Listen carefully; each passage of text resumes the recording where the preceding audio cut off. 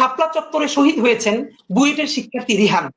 তাকে নিয়ে পরশু বুয়েটের সিএসসি ডিপার্টমেন্টে শোক সভা এবং দোয়া মাহফিল হয়েছে, সেখানে আমি ছিলাম। তার বোন এখন নর্থ সাউথের টিচার। আমাকে তার বোন গতকাল রাতে দুটো লিঙ্ক পাঠিয়েছেন প্রথম আলো।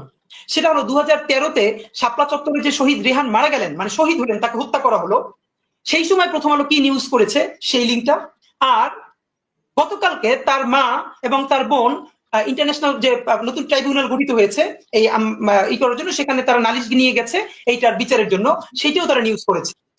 দেখেন, রেহানের মা বলছে বক্তব্যে, যেটা সকল টিভিতে এসেছে, আমাদের কাছেও আছে, রেহানের মা বলছে আমার ছেলে 5 তারিখের আগে যে আন্দোলন হয়েছে হেফাজতের, সেইটার প্রতি সংহতি জানাতে গিয়ে সে আগেও গিয়েছে, তাকে রামদা দিয়ে কোপ দেওয়া হয়েছে, সেই জখম হাত নিয়ে সে বুয়েটে এসেছে। তার বন্ধুরা বলেছে 5 তারিখ এই জনতার আন্দোলনে অংশগ্রহণ করতে গিয়ে তারপরে সে আবার হত্যাকাণ্ডের শিকার হয়েছে। একবারও সে বলে নাই যে আমার ছেলে এই আন্দোলন দেখতে গিয়েছিল, সে অ্যাডভেঞ্চারাস ছিল, সে মারামারি দেখতে গিয়েছিল, তারপরে মারা গিয়েছিল। সে বলেছে আমার ছেলে এই আন্দোলনের প্রথম থেকে ছিল, তারপরে সে আবার আন্দোলনে গেছে এবং সে শহীদ হয়েছে। 2013 তারিখের 6 মে প্রথম আলো নিউজ করেছে, যেহেতু এটা বুয়েটের ব্যাপার, এটা যদি লেখে বুয়েটের কেউ আন্দোলনে শরিক হয় তাহলে খুবই এলিটপনা নষ্ট হয়ে যায়, সুশীলপনা, শাহবাগীপনা। প্রথম আলো নিউজ করেছে। তার মা নাকি বলেছে যে আমার ছেলে খুবই অ্যাডভেঞ্চার প্রিয়, তাই সে সেখানে দেখতে গেছে যে ওখানে মারামারিটা কি হচ্ছে, এরপরে সে গুলি লেগে নিহত হয়েছে। অথচ রেহানের মা সেদিনও বলেছে আমার ছেলে অ্যাডভেঞ্চার প্রিয়, কিন্তু আমার ছেলে সেটা দেখতে চায় না, আমার ছেলে সে আন্দোলনে গেছে এবং সে শহীদ হয়েছে। আপনি ভাবেন তাহলে সেই নেগেটিভ তার মায়ের বক্তব্য যে সে মিথ্যা রিপোর্ট করেছে, সে কি সরি বলেছে, সে কি ক্ষমা চেয়েছে? শুধু কি তাই, আমরা হাদির কাছ থেকে শুনি যারা হাসিনার ফ্যাসিবাদের বৈধতা তৈরি করছিল তাদের প্রথম আলো কিভাবে রক্ষা করতে আসছিল। দেখেন, ইসলামী ব্যাংক দখলের ন্যারেটিভকে নির্মাণ করেছে জঙ্গি ব্যাংকিং বলে, যে জঙ্গি অর্থায়ন হয় ইসলামী ব্যাংক থেকে।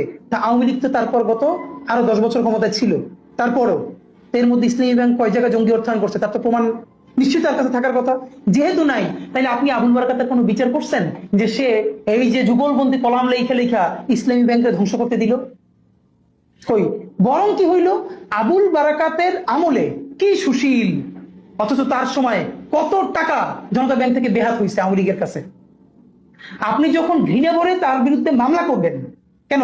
যদি হাসিনা প্রধানমন্ত্রী থাকার কারণে হাসিনার র্যাবের প্রধান গুলি করে মানুষ মারলে তার যদি দায়ভার হাসিনার উপরে যায়, তাহলে জনতা ব্যাংকের চেয়ারম্যান থাকার পর জনতা ব্যাংক থেকে যে হাজার হাজার কোটি টাকা পাচার হয়েছে তার আবুল বারাকাতের উপরে যাবে না?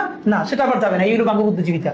বরং তারে যখন সেইটার জন্য অ্যারেস্ট করা হবে তখন প্রথম আলোতে যুগলবন্দি কলম আসবে, আমরা একজন শিক্ষকের এইরকম অবমাননা দেখতে চাই না। অথচ এই শিক্ষক অর্থ পাচারকারী শুধু না, ব্যাংক লুটেরাদের ন্যারেটিভ নির্মাণ করছে।